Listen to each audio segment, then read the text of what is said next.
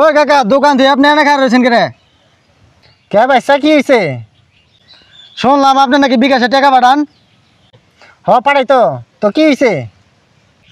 হাজারে কয় টাকা নেন আপনি? হাজার তো পয়সা 20 টাকা। তাহলে 10,000-এ কত হয় কাকা? 10,000 বাইশটা 200 টাকা আসে। চাচা আমার নাম্বার তো আপনার কাছে আছে, তাহলে আমার নাম্বারে 10,000 টাকা পাঠা দেন। আচ্ছা ঠিক আছে। হ্যাঁ গেছে গা। এই নেন আপনার টাকাটা। তো 200 টাকা কে আর কও? আপনি না কইলেন হাজারে 20 টাকা, তাহলে এই যে 10,200 টাকা দিলাম।